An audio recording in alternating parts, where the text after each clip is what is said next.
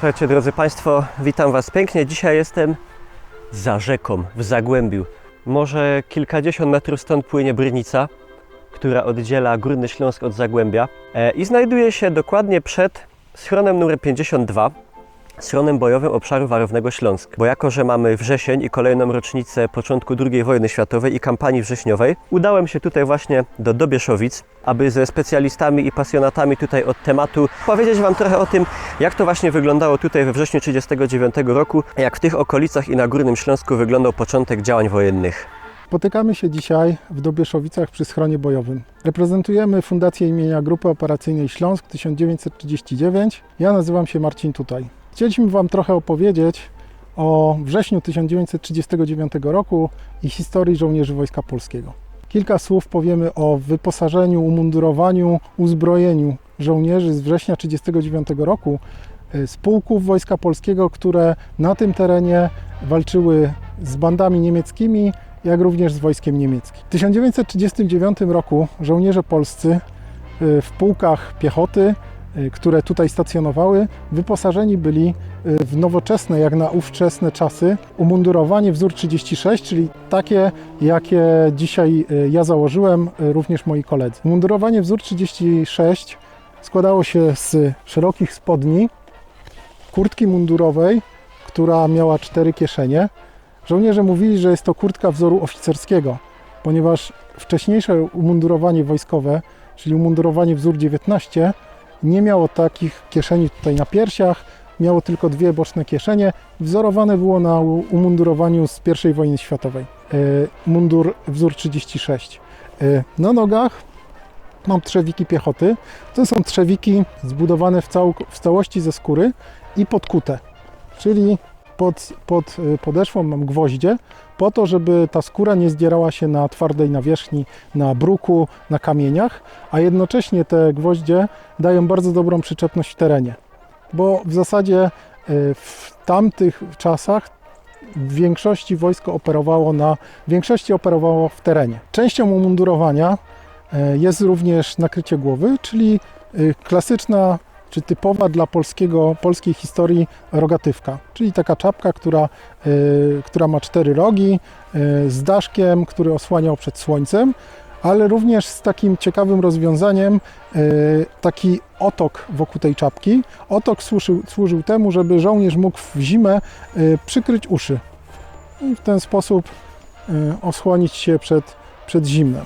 Także wszystkie rozwiązania, które były stosowane w mundurze, były rozwiązaniami praktycznymi. Z boku tutaj jeszcze są też wywietrzniki, żeby odpowiednio wentylować głowę. Powinienem powiedzieć, że w dolnej części umundurowania mamy tak zwane owiki, czyli taki kawałek, pasek materiału, który jest owinięty wokół kostki, po to założony, żeby żadne obce ciała, przedmioty nie dostały się do środka buta. Był żołnierz zabezpieczony w trakcie pokonywania jakiegoś terenu leśnego, krzaków. Więcej o uzbrojeniu, wyposażeniu żołnierza opowie mój kolega. Czołem. Ja, podobnie jak mój kolega Marcin Tutaj, reprezentuję również sylwetkę starszego strzelca żołnierza Wojska Polskiego z okresu kampanii wrześniowej 1939 roku. Nazywam się Radosław Szalacha, należę do Grupy Rekonstrukcji Historycznej Fundacja imienia Grupy Operacyjnej Śląsk 1939.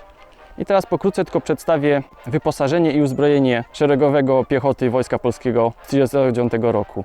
Wbrew, że tak powiem, pokutującemu mitowi, polski żołnierz w 1939 roku był dosyć dobrze wyposażony, zarówno jeżeli chodzi o sprzęt, który posiadał, jak i o broń palną, którą był uzbrojony. Zacznę może od tego, co jest najbardziej interesujące i najbardziej ciekawe dla wszystkich, czyli od broni palnej. Przeciętny żołnierz Wojska Polskiego uzbrojony był w karabin Mauser ZUR 29. W zasadzie to karabinek Mauser ZUR 29, który teraz prezentuję. Jest to broń produkowana na licencji niemieckiej, była ona wytwarzana w 2 fabrykach, czyli w Państwowej Fabryce Karabinów w Warszawie, a później w Fabryce Broni w Radomiu. Karabin ten charakteryzuje się tym, że był bardzo celny i posiadał 4-taktowy zamek systemu Mauser 98. To jest replika, ale ona ma funkcjonalny zamek, więc mogę zaprezentować, jak ten 4-taktowy zamek działał. Odryglować, otworzyć, tutaj się ładowało amunicję, zamykamy zamek, zareglowujemy i wtedy można było oddać strzał. Kolejną rzeczą, którą żołnierz miał na sobie, to był oczywiście pas i takie charakterystyczne skórzane kieszonki.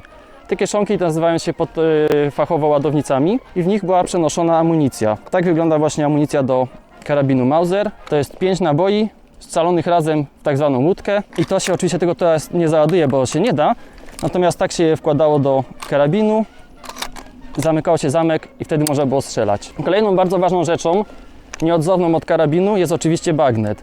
Ja tutaj posiadam bagnet wzór 29 polskiej produkcji, też wyprodukowany w fabryce broni w Radomiu. Bagnet był przenoszony w stalowej pochwie, która znajdowała się na pasie zaraz przy łopatce. Bagnet zakładało się na karabin bardzo prosto. Nacisnąć zatrzask i zdjąć.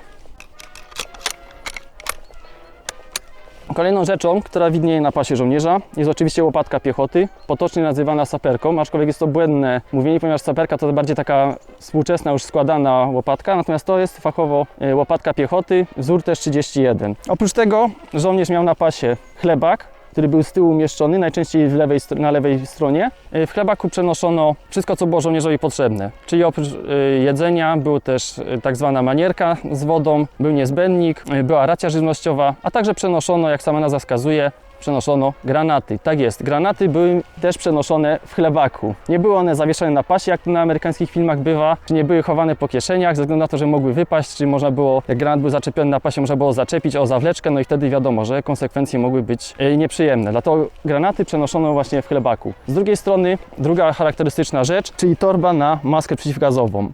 Cały czas po I wojnie światowej pokutował w zasadzie nie tyle co mit, ale taki strach przed użyciem gazu bojowego, w związku z czym przez całą II wojnę światową wszyscy żołnierze, nie tylko polscy, ale i niemieccy, rosyjscy, angielscy, amerykańscy, wszyscy żołnierze cały czas mieli ze sobą maski przeciwgazowe, chociaż do żadnego ataku gazowego w trakcie II wojny światowej na większą skalę w zasadzie nie doszło. Kolejnym ważnym wyposażeniem żołnierza Wojska Polskiego jest oczywiście hełm. Na mojej głowie znajduje się stalowy hełm wzór 31, potocznie zwany salamandrą, chociaż to jest błędne określenie, ale o tym za chwilę. Hełmy te były produkowane w hucie Silesia w Rybniku oraz w hucie Ludwików w Kielcach. Wyprodukowano ich ponad 300 000. Dokładne dane nie są znane, ale szacuje się, że około 320 000 tych hełmów wyprodukowano.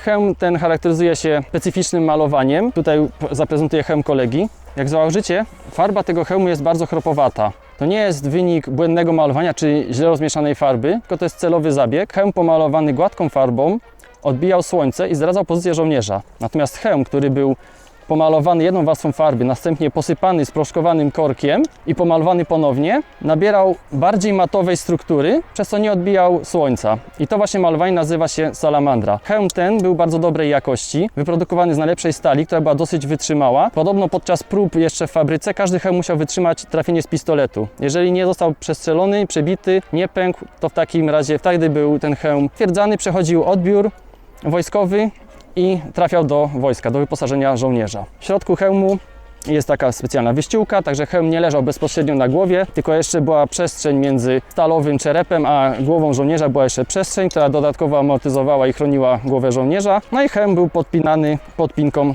która również była skórzana, tak jak cała wyściółka. Witam, ja nazywam się Piotr Hatlapa. Również jestem członkiem Fundacji imieniem Grupy Operacyjnej Śląsk 1939 i postaram się przedstawić Wam historię obiektu, przed którym się znajdujemy. Jesteśmy przed schronem bojowym numer 52 w Dobieszowicach, ciężkim schronem bojowym na dobrą sprawę. Na wstępie chcę zaznaczyć, chciałbym rozwiać pewien mit, który przez lata narósł w polskim języku. Tego typu obiekty są bunkrami. Nie jest to bunkier, bunkier jest naleciałością z języka niemieckiego. W języku angielskim bunker oznaczał statek do transportu węgla, więc na dobrą sprawę można określić, że bunkier jest komórką na węgiel. Obiekt za nami jest po prostu ciężkim schronem bojowym. Schrony można było podzielić na dwie kategorie. Schrony bojowe, które, jak nazwa wskazuje, służyły do walki, oraz schrony bierne, czyli dobrze znane nam schrony przeciwlotnicze, czy z późniejszej historii schrony przeciwatomowe chociażby. Schron ten jest jednym z ponad 200 obiektów wchodzących w skład obszaru warownego Śląsk. Czym był obszar warowny Śląsk? Była to linia umocnień wybudowanych w latach 1933-39, która miała za zadanie ochronę granic Górnego Śląska, polskiej części Górnego Śląska. Jak wszyscy dobrze wiemy, w okresie międzywojennym po trzech powstaniach śląskich, po plebiscycie, w Polsce trafił się bardzo ważny teren, gdzie większość PKB Polski było zawdzięczane śląskim hutą i kopalnią. W związku z czym Wojsko Polskie postanowiło ten teren zabezpieczyć to, co wcześniej powstańcy śląscy z trudem wywalczyli dla siebie, dla Polaków, dla swoich rodzin. Sam obiekt, który znajduje się tu w Dobieszowicach, został wybudowany w latach 1937-1938. Same ściany zostały na dobrą sprawę wylane już w roku 1937, natomiast kopuła pancerna, ta na górze, gdzie widać kolegów, została osadzona w szybie kopuły w roku 1938 i ciekawostka taka, że kopuła była przywieziona tutaj aż z Ostrowca Świętokrzyskiego, gdzie w tamtejszej hucie była po prostu odlana. Warto też nadmienić, że sama kopuła waży około 18 ton, więc no jest to kawał ciężkiej pancernej stali. W kopule znajdował się ciężki karabin maszynowy Browning wzór 30. Wspominając o schronach, konieczne jest powiedzieć również o tym, co najważniejsze, o załodze. Załogę śląskich schronów pełnili żołnierze śląskich pułków piechoty. Były to 11 Pułk Piechoty z Tarnowskich Gór, 73 z Katowic i 75 z Chorzowa. Z tym, że były to specjalnie z tych pułków wydzielono specjalnie bataliony specjalne, współcześnie określone batalionami fortecznymi, w których na dobrą sprawę byli już mocno wyspecjalizowani żołnierze, uczeni typowo w ciężkich warunkach obsługiwać schron, jak również się w nim poruszać i funkcjonować. W samych przedwojennych instrukcjach funkcjonowanie schronu bojowego od środka było niejednokrotnie porównywalne z pełnieniem służby na łodzi podwodnej. Nawiązując do samej łodzi podwodnej jeszcze, żołnierze przede wszystkim byli zmuszeni polegać tylko na tym, co mieli w schronie, na amunicji, żywności, gdzie niejednokrotnie zakładano, że musieliby wytrzymać w okrążeniu czy warunkach bojowych tydzień, dwa, dopóki nie przyjdzie jakieś wsparcie i ich albo nie odbije, no albo wróg się nie wycofa i nie będzie możliwości uzupełnienia zapasu, więc analogia do łodzi podwodnej jest tutaj dosyć trafna. Sam obiekt był częścią punktu oporu Bobrowniki, który znajduje się na północ od nas jakieś 2-3 km. Na samym punkcie na wzgórzu 310 było około 16-17 obiektów. No teraz ta liczba się zmieniła z racji wyburzeń pod powstającą 10 lat temu autostradę. Natomiast obiekt ten uszczelniał pozycję pomiędzy Bobrownikami a zbiornikiem Kozłowa Góra, który na dobrą sprawę jest zbiornikiem militarnym. Powstał również jako część fortyfikacji obszaru warownego Śląsk w 1937-1938 roku i miał za zadanie w przypadku inwazji niemieckiej tereny rzeki Brynicy spiętrzyć i zalać teren właśnie znajdujący się nad Brynicą, aby uniemożliwić wojskom niemieckim manewrowanie na tym obszarze. Znajdujemy się bezpośrednio przed wejściem do schronu. Co ciekawe i na starcie zwraca uwagę, jest to krata. Krata ta jest kratą przeciwszturmową, która przede wszystkim miała za zadanie, w przypadku gdyby nieprzyjaciel podszedł pod schron od tyłu, miała uniemożliwić wejście do obiektu. Po zamknięciu kraty przeciwszturmowej wejście było uniemożliwiane poprzez szczelnicę obrony wejścia, która znajdowała się na wprost. Po drugiej stronie ściany znajdował się żołnierz z ręcznym karabinem maszynowym. No, w sposób bardzo twardy uniemożliwiał jakiekolwiek próby wtargnięcia do schronu. Zapraszam do środka. Znajdujemy się teraz w korytarzu, gdzie przede wszystkim uwagę naszą zwracają dwudzielne drzwi pancerne. Po co te drzwi składają się z dwóch elementów? Wytłumaczenie jest bardzo proste. W przypadku, gdyby nastało jakieś ciężkie bombardowanie, ciężki ostrzał, spadła jakaś bryła gruzu, część stropy się zawaliła, zalegający gruz, chociażby tutaj, mógłby uniemożliwić wejście do strony, czy w ogóle otwarcie tych drzwi. W związku z czym, nawet gdyby nam tu jakiś gruz zalegał, jakieś odłamki, można było po prostu otworzyć górę i spokojnie przejść do środka, czy wyjść z tego obiektu. Wchodząc dalej, mamy kolejne drzwi i to są już malutkie drzwi gazoszczelne, które przede wszystkim miały uszczelnić ten schron i uniemożliwić w przypadku jakiegoś ataku gazowego zatrucie załogi, która znajdowała się w środku. Warto również nadmienić, że schron posiadał własną wentylację i był właśnie samowystarczalny. Filtry wentylacyjne tu miały być zamontowane, jak również odprowadzanie gazów prochowych, więc w miarę szczelny schron miał sens po prostu.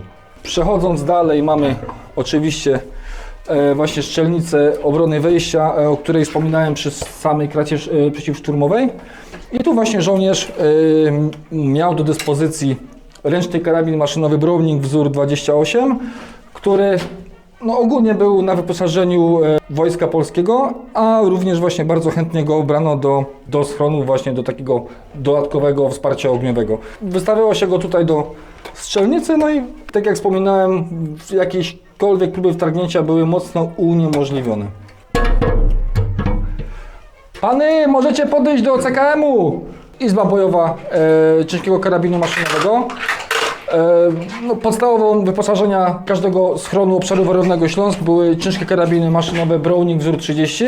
Jak na ówczesne czasy standardowa broń, ponieważ wszystkie konstrukcje tego typu, czy Browning, czy wcześniejszy Maxim, były chłodzone wodą i ten karabin od normy nie odbiegał. Cechował się przede wszystkim bardzo dobrą parabolą strzału, jak również niezawodnością.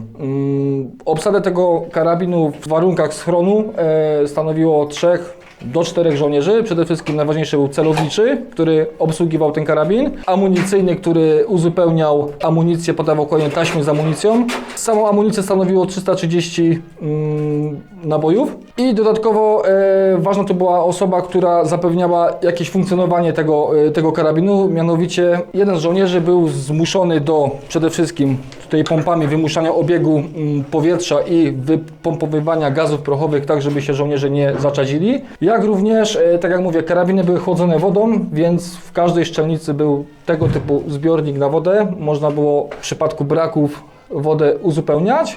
Menzurka pokazywała poziom wody i żołnierz wymuszał obieg po prostu pompą, tak sobie machając, żeby woda miała przebieg i przepływ przez karabin i karabin zachowywał swoje właściwości balistyczne. Na dobrą sprawę na każdy karabin przypadało według standardów około 10 000 sztuk amunicji i po średnio między 2,5 do 5 000 sztuk amunicji na RKM, z tym, że amunicja ta była zamienna, ponieważ to był ten sam kaliber 7,92, więc można je było na dobrą sprawę przekładać. Co ważne jeszcze, jak ktoś by sobie chciał spojrzeć przez ten wizjer strzelnicy, niewiele na nim widać. Przez niego widać, jak również możliwe, że trzeba było prowadzić ogień w nocy bądź w bezpośrednim sąsiedztwie nieprzyjaciela. Wówczas zasłaniało się taką osłonką pancerną wizjer i nie było nic widać, a ogień trzeba było prowadzić. I tu tajemnicą, że tak powiem, były panoramy strzeleckie. Każdy schron, każda strzelnica miała przed wojną zalakowane koperty. W kopertach właśnie były dokumenty stwierdzające, jak prowadzić dla danego obiektu ogień, jak prowadzić działania wojenne. I na tej strzelnicy po prostu było odwzorowanie całego terenu znajdującego się przed karabinem maszynowym. Było widać przykładowo drzewa, wzgórza, jakieś zabudowania były oznaczone, odległości. Więc żołnierz po prostu dostawał informację od dowódcy, gdzie ma strzelać. Przykładowo miał karabin ustawić na odległość 600 metrów, 700 metrów. Odpowiedni azymut, ustawili karabin w sumie, jak można zażartować, jak pralkę automatyczną i strzelali.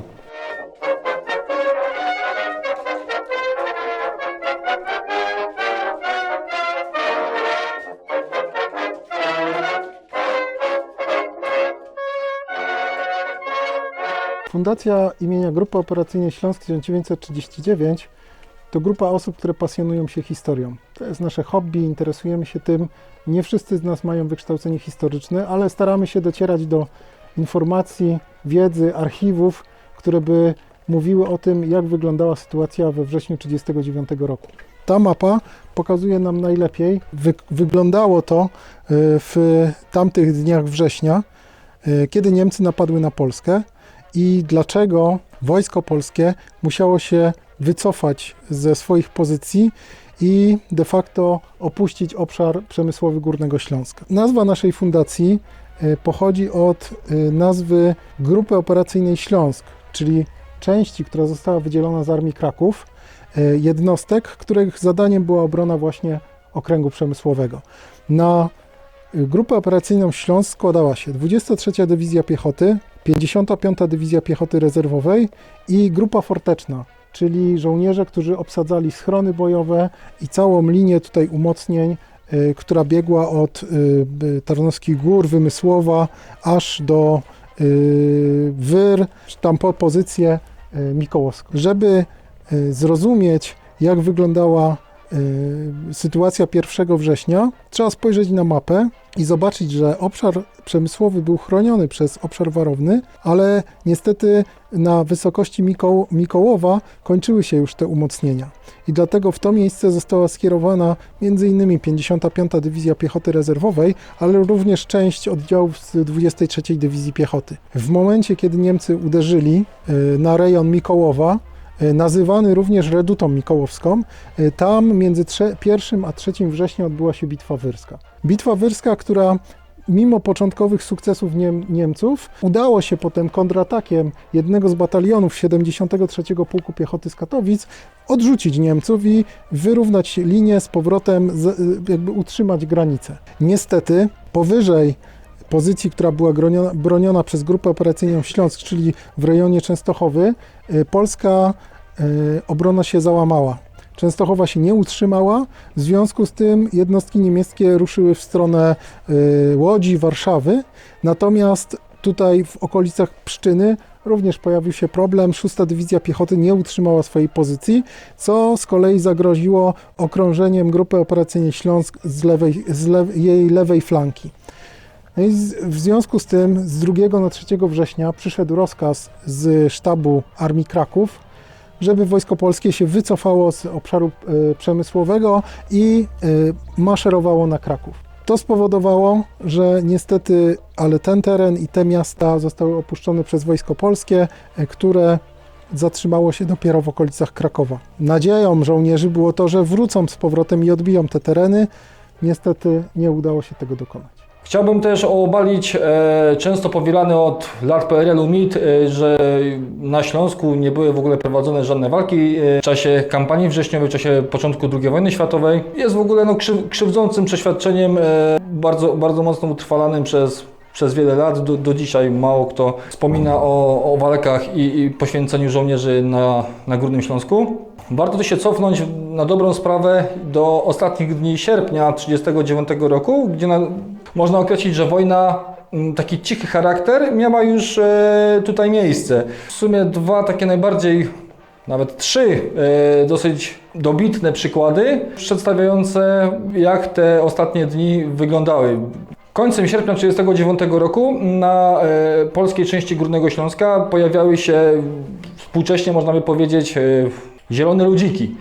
Ówcześnie formacją tą była paramilitarna grupa Freikorps Ebbinghaus. Byli to po prostu proniemieccy bojówkarze, bandyci, zwał jak zwał, którzy mieli za zadanie przede wszystkim robić dywersje na terenie II Rzeczypospolitej, jak również przed wkroczeniem regularnych oddziałów Wehrmachtu przejąć co ważniejsze obiekty przemysłowe, czy również urzędy, obiekty o charakterze strategicznym. Świetnym przykładem jest 29 sierpnia w Radzionkowie, gdzie młodzież z Hitlerjugend i właśnie z Freikorpsu ostrzelała jednostki graniczne Wojska Polskiego, jak również raniła jednego z sanitariuszy granatem. Zostali wówczas odparci przez Wojsko Polskie i pojmano blisko 50 bojówkarzy, którzy zostali przesłani na komisariat policji do Tarnowskich Gór. Kolejnym przykładem walk były już w nocy z 31 sierpnia na 1 września. Były już regularne akcje dywersyjne, gdzie właśnie wspomniany wcześniej Freikorps miał za zadanie zajęcie kopalni i huty Orzeł Biały w Brzezinach Śląskich, bezpośrednio przy ówczesnej granicy polsko-niemieckiej. Wówczas to żołnierze polscy w nocy właśnie z 31 na 1 września odparli atak bojówkarzy, którzy zresztą ponieśli bardzo dotkliwe straty. Polegli, czy w ogóle zostali przykryci gradem karabinów maszynowych na polach kapusty i ziemniaków.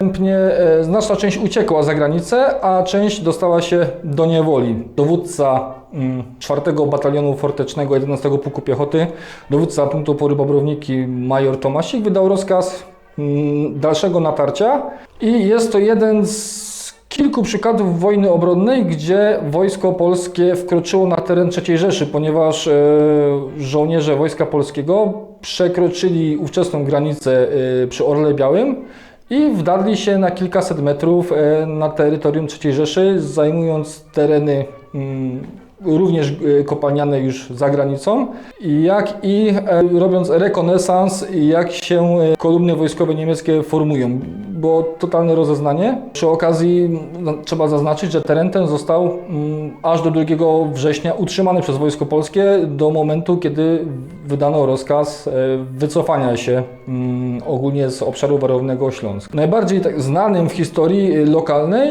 były walki również właśnie w nocy 31 na 1 września, walki o kopalnię Michał, gdzie również żołnierze Wojska Polskiego odbili kopalnię Michał z rąk bojówkarzy. Przykładów tych było bardzo wiele, gdzie na południe od rejonu Piekar Śląskich czy ówczesnych Piekar Wielkich w rejonie Rudy Śląskiej, Królewskiej Huty działo się bardzo wiele. Liczne ataki na postronki graniczne. W poprzednich dniach również mordowano jeszcze urzędników polskich, policjantów. No, historia, która powinna mieć rozdźwięk, a to niestety jest bardzo mało znany fakt. Jednym z dobitnych oznak prowadzenia wojny na Górnym Śląsku w pierwszych godzinach już oficjalnej wojny 1 września był ostrzał Bytomia z schronu artyleryjskiego w Bobrownikach, gdzie znajdujące się armaty kalibru 75 mm przez kilka godzin ostrzeliwały Bytom, chcąc właśnie ostrzelać, uszkodzić czy zniszczyć znajdujące się w Bytomiu koszary wojskowe. Niemieckie koszary wojskowe, koszary Wehrmachtu. Zresztą do dnia dzisiejszego, jeżeli ktoś chciałby zobaczyć fragmenty kroniki propagandowej niemieckiej prezentujące skutki tego ostrzału, wystarczy sobie w portalu internetowym YouTube wpisać Beuthen 1939 i jest właśnie tam zamieszczony fragment niemieckiej kroniki propagandowej, jak to źli, niedobrzy Polacy rozpoczęli działania wojenne i zbombardowali, ostrzelali niemieckie miasto, niszcząc przy okazji cywilne budynki. Trzeba również zaznaczyć, że była to typowo taka nachalna propaganda, gdzie nawet na ówczesnym nagraniu leżą duże pociski artyleryjskie kalibru 120-150 mm, jakimi to Wojsko Polskie na obszarze warownym Śląsk nie dysponowało, ponieważ 23 Pułk Artylerii Lekkiej posiadał jedynie armaty kalibru 75 mm. Znajdujemy się obecnie w schronie bojowym nr 52, który zlokalizowany jest w Dobieszowicach. W chwili obecnej jest to izba muzealna.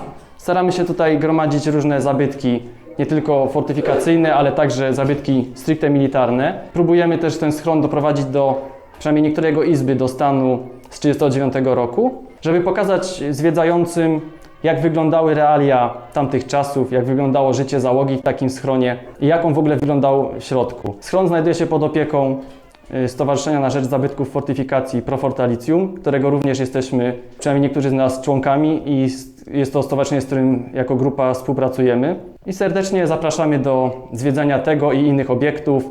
Kontakt na stronie internetowej. Dziękuję bardzo. Na zakończenie chcieliśmy jeszcze raz podziękować kolegom z Koła Terenowego Dobyszowice, Stowarzyszenia Pro Fortalicium, które zajmuje się tym obiektem, za udostępnienie schronu do naszej prezentacji.